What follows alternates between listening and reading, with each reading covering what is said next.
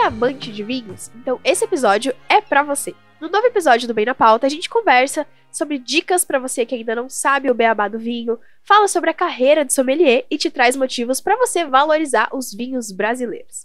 Caso você não me conheça, prazer, eu sou Luísa Mainardes, repórter aqui do Bem Paraná. Quem opera pra gente é o Evandro Soares e a coordenação do estúdio é da Josiane Ritz. Lembrando que a gente tá nas principais plataformas de podcast, em vídeo no YouTube, em áudio no Spotify e Amazon Music. Mas sem mais delongas, pro episódio de hoje a gente tá aqui com o jornalista e sommelier Rodrigo Rosa. Seja muito bem-vindo. Obrigado, Luísa. Imagina, sempre bom ter um colega de profissão aqui. Exato, né? Então vamos falar um pouquinho sobre a sua carreira, né? Antes da gente falar sobre o teu trabalho como sommelier, eu queria saber quando que você se apaixonou por vinhos, se você se lembra da primeira vez que bateu diferente, assim, que você falou, não, acho que isso aqui é diferente. Então, na verdade, assim, eu já tomo vinho há algum tempo, né? A gente chama de litragem, assim, você vai bebendo até você, de fato, ir conhecendo a bebida, né? Eu sou jornalista, trabalhei sempre na área de marketing, então eu venho da área farma há pelo menos uns 15 anos, e nesse mercado eu viajei muito, viajei Brasil, viajei mundo, assim, onde eu fui conhecendo, tive contato com vinícolas ao redor do mundo. E aí foi onde, de fato, a gente vai se apaixonando, né? Porque você vai conhecendo terroirs diferentes, você vai conhecendo países diferentes e, consequentemente, a bebida também ela acaba mudando. Por mais que você tome as mesmas uvas, mas países diferentes, regiões diferentes, mudam o sabor da bebida.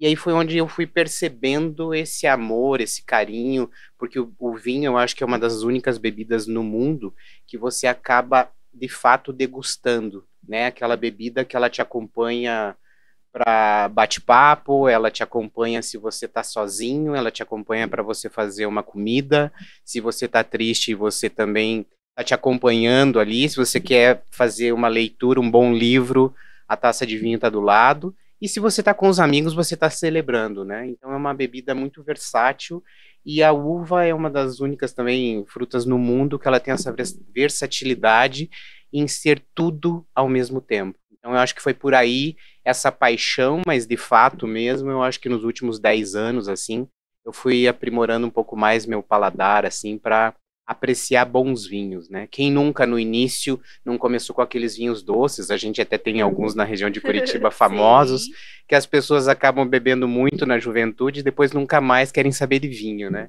Então a função da gente como sommelier, às vezes, quebrar esses paradigmas e mostrar que a bebida ela tem uma versatilidade muito grande, né? Uhum. E por quanto tempo que você foi levando ali como um hobby, né? Tipo, experimentando, até você começar a pensar numa possibilidade de virar, de se tornar uma profissão, uma carreira, enfim.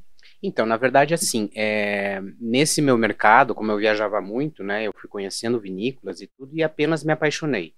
Mas eu bebia, gostava da bebida, mas eu não entendia, né? Eu precisava entender um pouco mais. Foi aí que eu comecei a estudar mais, né, participar de degustações, algumas masterclass, né, que são umas aulas mais técnicas aí, para entender um pouco mais do assunto, mas isso não bastava.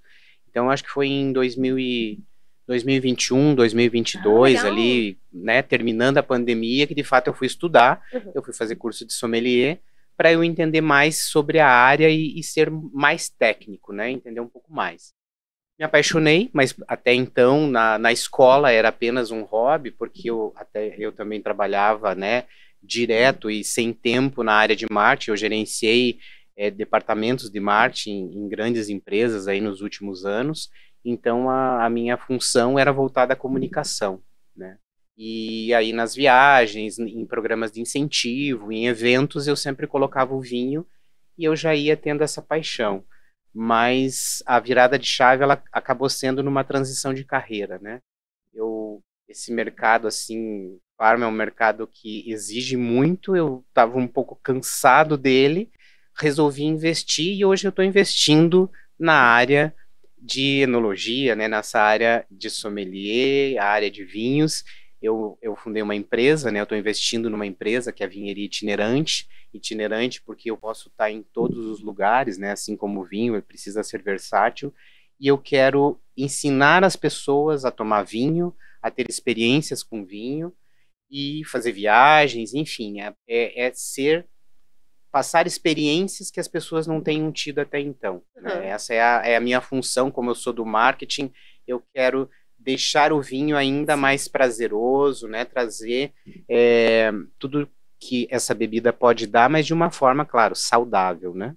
E como é do marketing, tem a visão ali, né? Bem Exato, torna-se um pouco mais fácil, assim, a gente até falar sobre a bebida, encantar as pessoas, porque é encantamento, né? A partir do momento que você é seduzido, né, por uma bebida, por um país, ou por uma história, aquela bebida se torna muito mais prazerosa, e isso são as degustações, né? Não adianta você só beber o vinho. Você tem que entender um pouco mais dele, saber a história da vinícola, dos produtores, o porquê daquela uva, o porquê a história daquele vinho, e aí vai, né? Então é meio que uma contação de histórias. E isso eu acho que foi a minha paixão, e isso tem apenas 3 meses, né?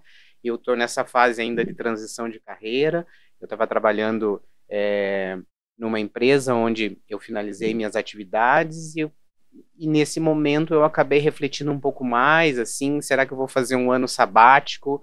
Não, eu sou da comunicação, eu sou jornalista, eu sou ligado no 360, eu não consigo ficar parado. E aí já começaram algumas oportunidades, algumas coisas, algumas viagens, e eu falei, vou entrar nesse mercado, né?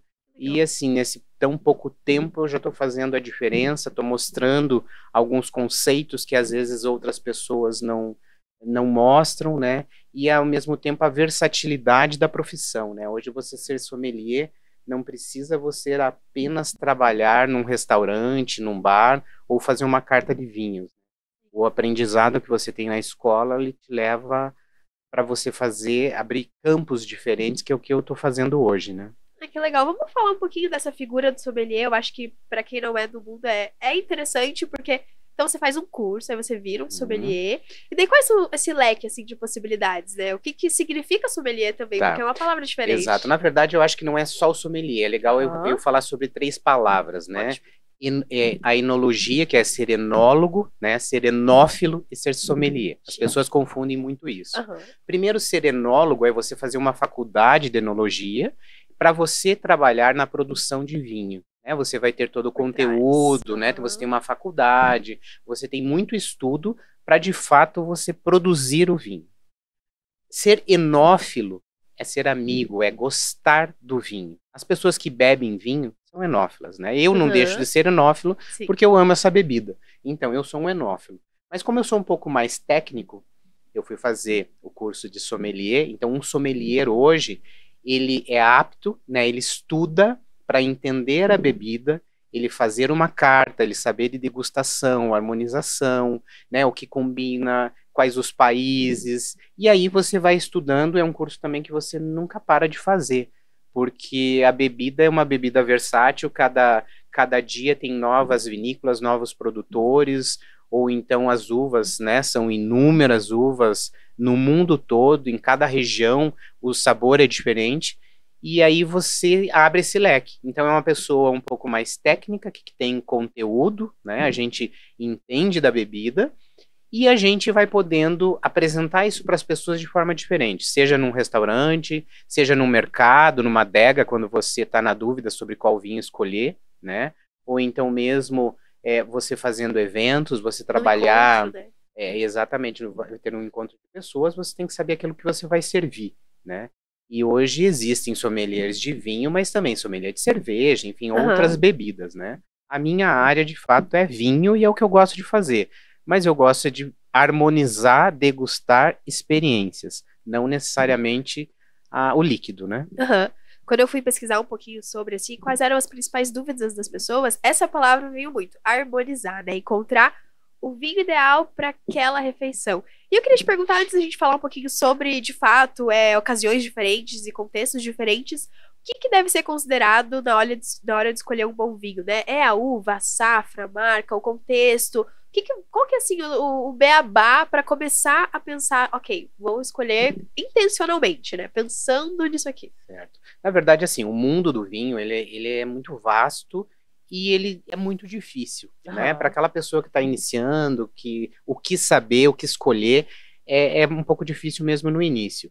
Mas assim, o vinho bom, primeiro, é aquele que você gosta. Se você gosta de vinho doce, se você gosta de vinho suave, invista nisso, né? Tome com qualidade, mas busque produtores que não adicionem necessariamente açúcar na bebida, mas que seja um residual de açúcar da própria uva, né? Mas, ao mesmo tempo, você tem que ir começando a provar rótulos, a provar, na verdade, uvas, né? Para ver qual você gosta mais. Se você gosta de uma Merlot, que é um pouco mais tranquila, se você gosta da Pinot Noir, que é extremamente suave, delicada, se você já gosta de uma uva que tem um pouco mais de corpo, mas tem uma doçura, como uma Malbec, né? Principalmente aqui na região de Curitiba, a gente tem uma influência muito grande da Argentina, do Chile, onde a Malbec, né? Vem muita Malbec da Argentina para cá, mas você ter o cuidado também de saber a procedência e tomar um vinho que seja legalizado, né? Isso é muito importante, eu acho que começa por aí, né? Você ir numa adega, você ir num supermercado onde você tenha os rótulos com selo de garantia, né? Isso é fundamental. Aí você vai para a uva, qual uva você gosta, se você gosta do branco, se você gosta do tinto, rosé, ou se você gosta de um espumante, né? Vai investindo. Mas, ao mesmo tempo, não fique somente em uma uva, né? Eu estou citando o exemplo da Malbec, porque é uma das mais conhecidas na nossa região, mas não fica só nela. Vai provar uma uva Gamay, você já ouviu falar da uva Gamay? É uma uva que ela é extremamente suave, ela é extremamente leve, a gente tem alguns poucos rótulos no mercado hoje dessa uva, mas é uma uva que te entrega leveza. Então, para aquelas pessoas que estão começando, eu já sugiro, toma um Gamay, toma um Pinot Noir, né? É graça experimentar também. Exato, né? E aí você tem aquelas pessoas que gostam de mais encorpado, vai para um Cabernet Sauvignon, um Carmener do Chile, ou então tantas outras uvas que não são, às vezes, tão comuns no Brasil, mas vai provando diferentes produtores e diferentes uvas, para você ir aprimorando o teu paladar, né? Para você ir sabendo de fato aquilo que você gosta, o que você pode investir para tomar. E assim, é muito legal você estar em encontro de amigos, se você gosta de vinho, você propor para as pessoas levarem vinhos diferentes, né? Para você, cada um apresenta, eu participo de algumas confrarias de amigos, né? Então, cada um leva seu rótulo, mas você precisa estudar sobre ele, você precisa estudar sobre quem é o produtor, o país, né, desse vinho que você vai tomar, a uva qual é, enfim, se ele teve estágio em barrica, não teve, as características do vinho. Aí você apresenta esse vinho para os amigos e as pessoas no final fazem aquela brincadeira, qual é o melhor vinho da noite, o que é onde você vai de fato gostando, né? E ao mesmo tempo eu também sugiro para as pessoas, aqui em Curitiba, na região de Curitiba, a gente tem excelentes vinícolas que as pessoas não conhecem. Então é muito legal você praticar o enoturismo, tanto na tua região, né? A gente tem aqui algumas vinícolas em Campo Largo, em Quatro Barras, em São José dos Pinhais, a gente tem em Piraquara também, tem uma vinícola, em Colombo a gente tem outra vinícola, que tem rótulos em todas elas, tem rótulos muito bacanas para você conhecer. Então eu acho que o teu conhecimento começa no enoturismo, né, local, e depois vai viajar, procura uma vinícola, né? Isso claro, para quem é amante de vinho, né? Vai para o Rio Grande do Sul, hoje é o principal fornecedor de vinho brasileiro, cerca de 60% da produção brasileira vem do Rio Grande do Sul.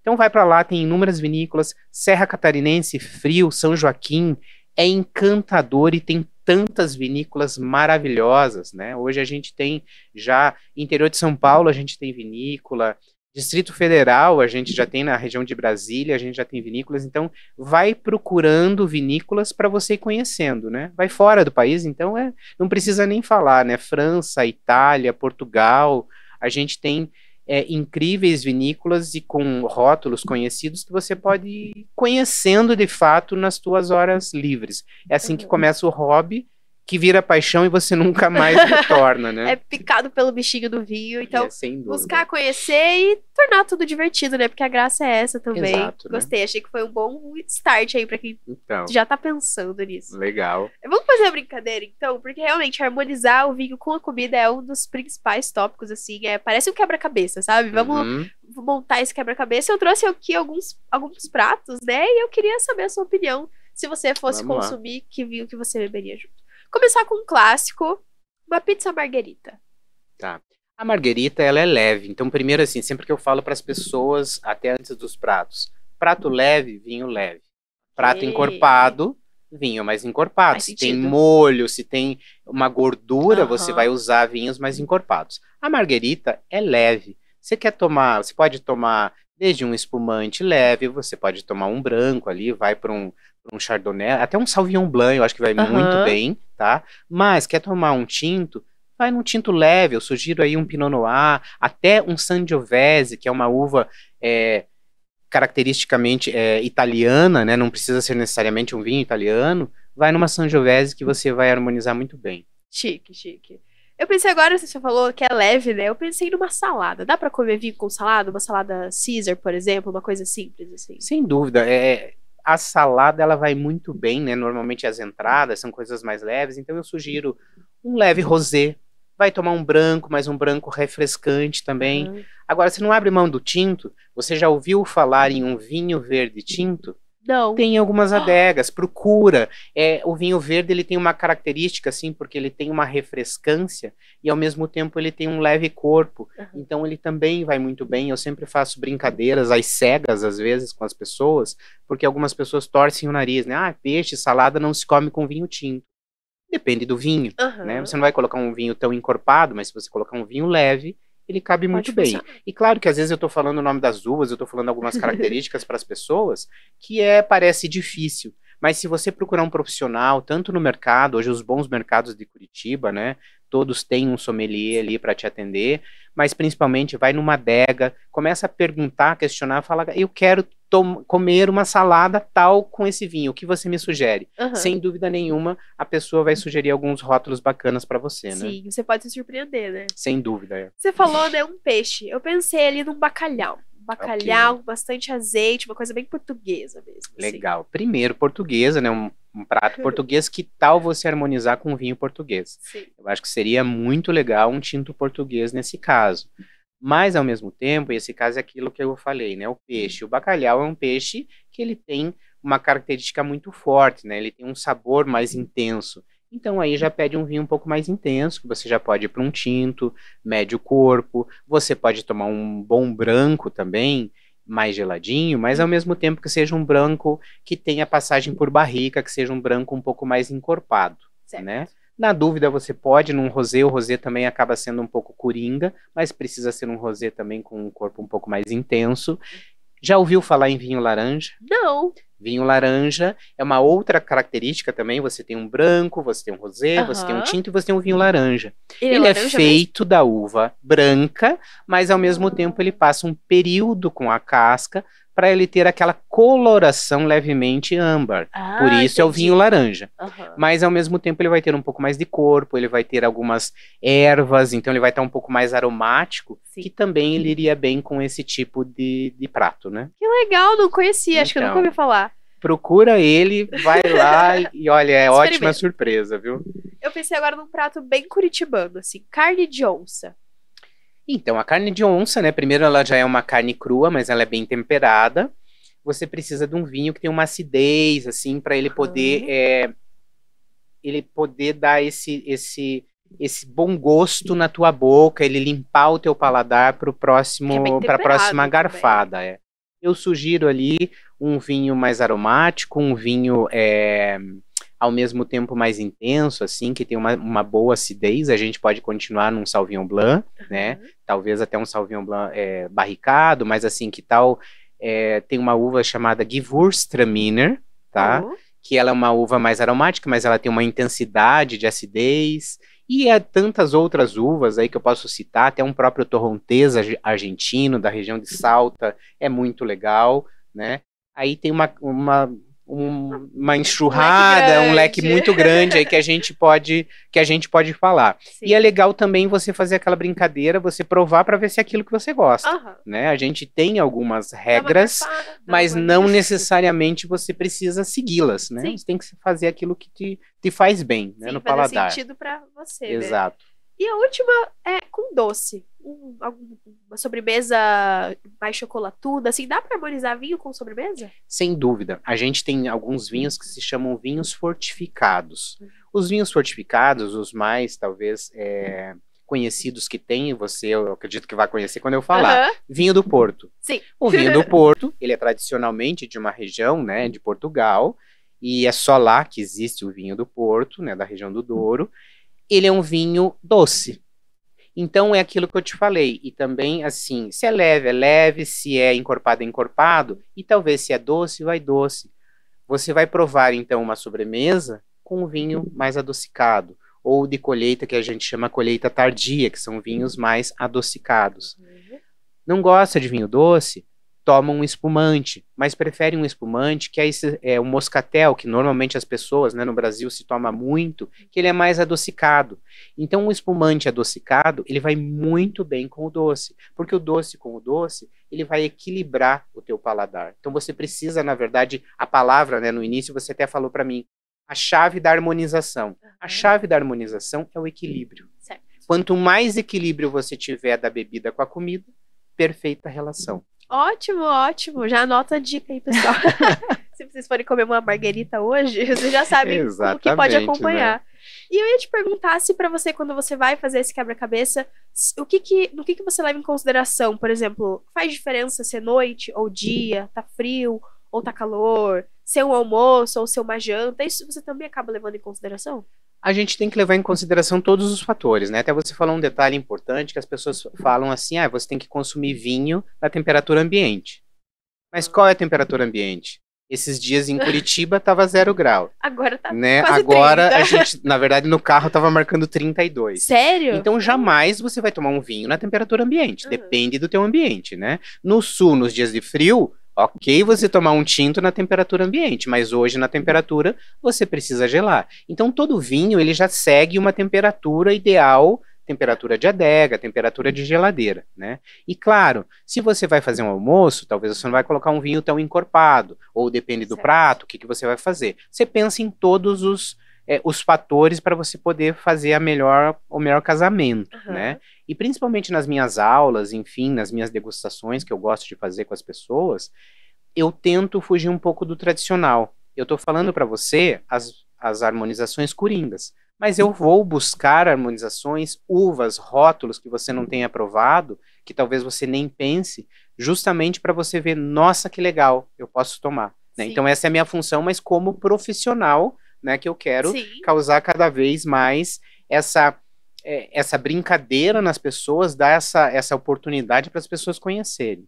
Mas enquanto você não tem esse conhecimento, vai no tradicional, pergunta para as pessoas, né, para quem entenda um pouco mais, para você ir conhecendo e provando. É só provando que você vai saber se gosta ou não gosta, né? Sim, perfeito, né? Um passinho de cada vez, vai indo, vai descobrindo, Exato. Porque a graça é a jornada, né, não o fim. Exatamente, então, né? Eu também queria saber um pouquinho, para além do vinho, para além do líquido, né? Pelo que eu entendi, um componente bem importante ali é a taça.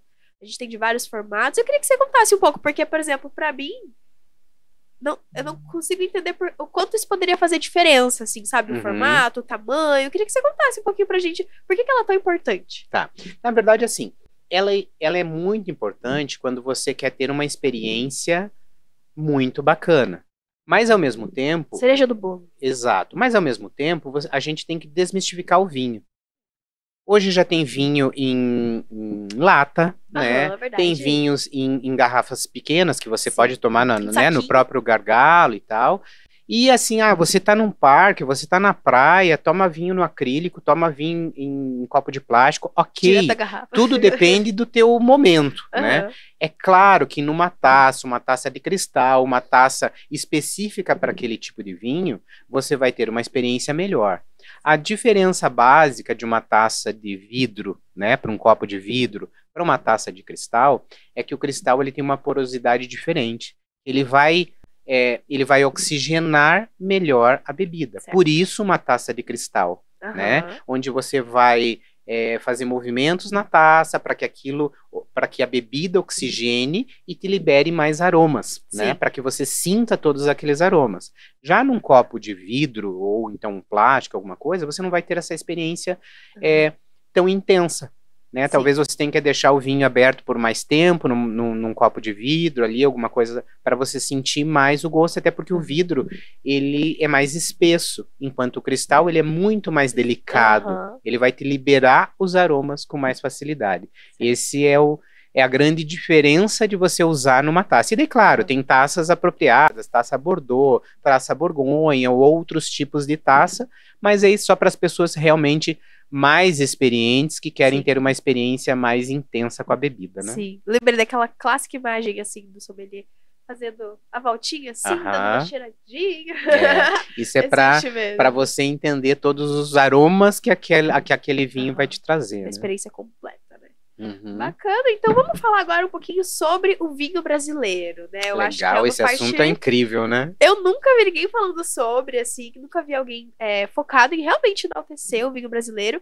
E eu preciso te perguntar, né, sobre o mito do vinho brasileiro não ser tão bom quanto outros vinhos. Por que que existe essa crença? Enfim, Uhum. queria que você falasse um pouco sobre e depois a gente fala sobre as características positivas que a gente tem, né? Que o Brasil também é um país gigante, então a gente tem Exato, uma variedade, né?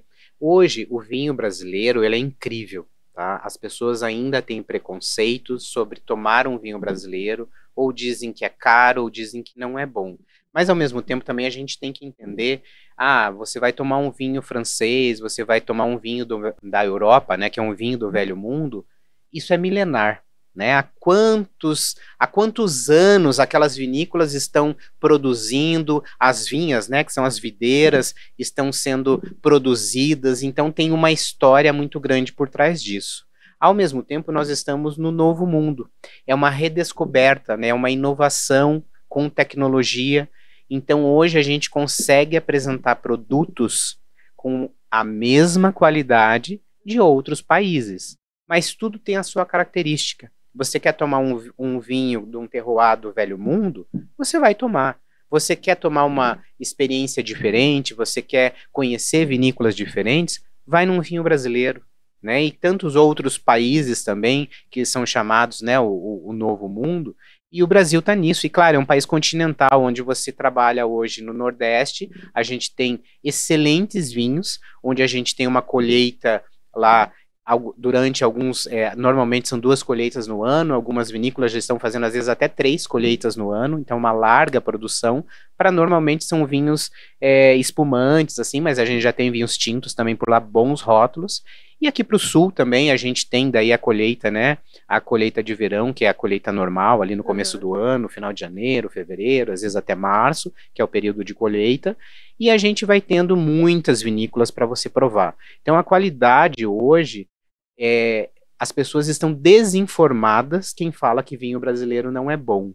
Então a gente precisa refletir um pouco sobre isso, a gente precisa pensar um pouco mais localmente, né? Cada vez mais a gente se preocupar com os produtores locais, produtores regionais, produtores nacionais. Então, se a gente pensar um pouco nisso, a gente vai provando e sem dúvida nenhuma a gente vai gostando. Até por isso eu tenho um projeto para falar de vinho brasileiro, né? E claro, eu amo vinho, seja qual for a nacionalidade. Eu tenho até nos próximos dias agora, eu vou fazer uma aula, uma degustação com vinhos gregos. Só vou trabalhar vinhos gregos. É maravilhoso. Mas por que não falar do vinho brasileiro, né? Você não pode ter vergonha, você ter medo, as pessoas não vão gostar.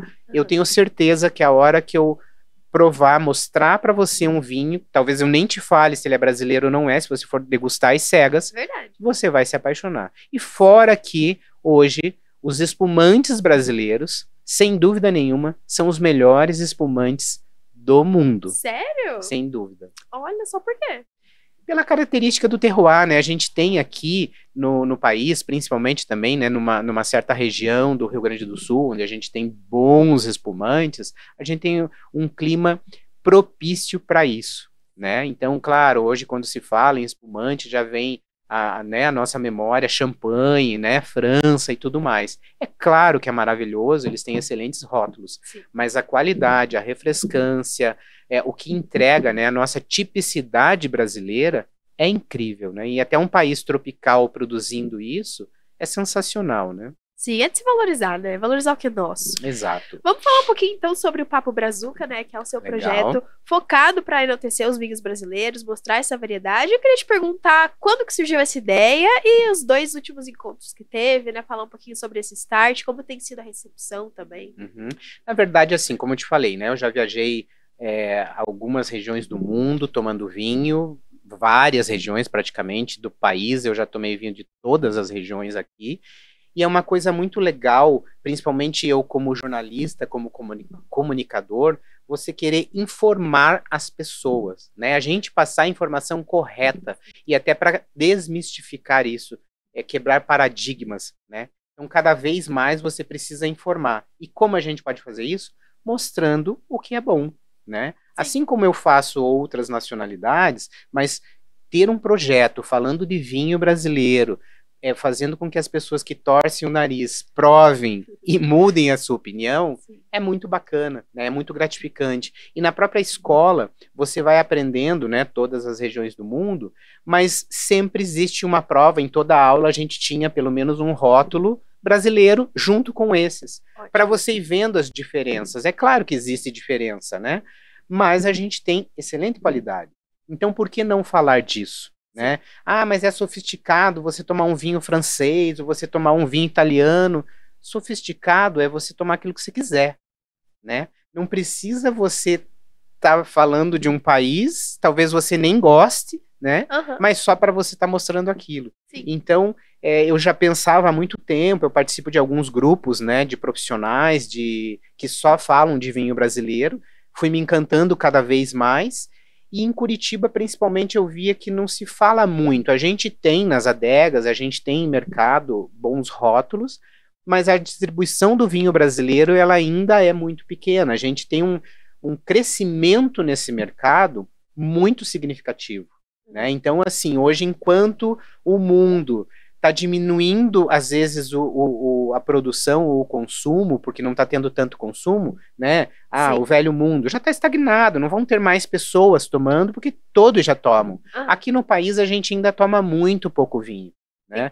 Pós-pandemia, a gente começou a tomar mais vinho. As pessoas ficavam em casa, né? Talvez não queriam cerveja e foram aprendendo vinho. Então, ali, para nós, foi um leve boom do consumo do vinho brasileiro. Em 2019, o brasileiro tomava per capita, né, em torno de 1,8 litros por ano. Por ano? Somente isso, né? Pós-pandemia, ali 2022, esse número já subiu para 2,6, 2,7, e a gente ainda está agora em 2024, né, nesse número 2,7, mas ainda é muito pequeno se você pensar que Portugal toma mais que 60 litros por ano. Seguido de uma Itália que toma 45 litros por pessoa, França toma 42 litros por pessoa. Então a gente ainda é um nenê engatinhando. O mercado do vinho brasileiro tem um potencial muito grande se a gente pensar comercialmente, né? Assim que a gente vai educando as pessoas para tomarem vinho, o consumo vai aumentar. Consequentemente, é uma cadeia alimentar, né, que todo mundo vai ganhando com isso. Então, esse é um projeto, justamente a gente pensando em todas as cadeias, né, a gente vendo a necessidade de mercado e a gente vendo um grande potencial. A partir do momento que você começa a mostrar uma qualidade, o consumo aumenta. Então, esse é o principal objetivo do Papo Brazuca em Curitiba. Sim. A gente fez agora... A gente começou no mês de junho, a primeira edição, já foi muito bacana. A gente fez agora em agosto, a gente fez a segunda edição. E a gente tem a terceira edição, provavelmente ou vai ser final de setembro ou começo de outubro. Nos próximos dias a gente já deve falar da data e falar dos assuntos, novos produtores e tudo mais. Sim, pra você ficar ligado, vai em @Rodrigo_winelover. A gente vai deixar aqui também. Isso aí, me segue lá. Tem todas as informações, né? Pra quem quiser saber, ficar acompanhando, que daqui a pouco já... Eu tenho esse perfil, que eu sou, né, amante do vinho, então eu não mudei esse perfil no Instagram. Ao mesmo tempo, tenho o meu perfil também, Vinheria Itinerante, né? Onde a gente fala desse projeto. Eu tenho alguns parceiros, então ao mesmo tempo a gente está trabalhando Curitiba, a gente está trabalhando o centro histórico da cidade, porque o evento ele acontece no espaço São Francisco 179, que é exatamente no centro histórico ali. Você entra pela rua, uma rua pequenininha, paralelepípedo, assim, pichação ou várias cores, você até também torce o nariz, como o vinho brasileiro. A hora que você entra nesse espaço, ele é um oásis urbano ali, né? Ele tem restaurante, ele tem cafeteria, ele tem chocolateria e tem um espaço de eventos, onde a gente está realizando esse evento, já vai para a terceira edição ali, né? Eu tenho um projeto junto com o proprietário do espaço, onde a gente quer transformar, principalmente a região, a gente quer transformar esse espaço num polo de vinho brasileiro. Para você tomar bons rótulos de vinho brasileiro, vai lá. Que legal. Né? Que legal, virou uma referência já, Exato, né? essa é a ideia. A gente já tem alguns influencers que estão nos apoiando, né? Cada vez cresce mais.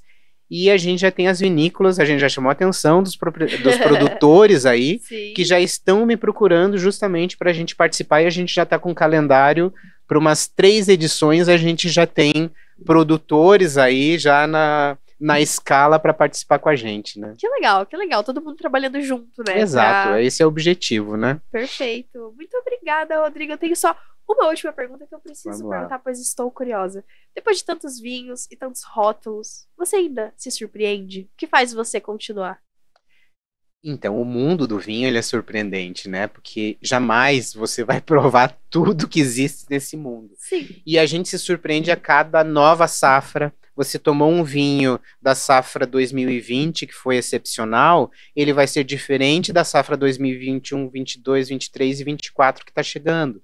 Então, o vinho, ele te surpreende pela qualidade, ele te surpreende por tudo, né? Novos produtores, tecnologias que vão ajudando na qualidade do vinho, ou então, você vai para um país, você vai para a Grécia, você vai para a Eslovênia, você vai, enfim, para os Estados Unidos, já se toma vinho, você vai para o Peru, tem vinícola, né? Então, vai para o Chile, a gente tem vinícolas incríveis, vai para Mendoza, na região da Argentina, é um paraíso para quem gosta, né? Ou então vai aqui para o Vale dos Vinhedos, vai para a Serra Catarinense, né?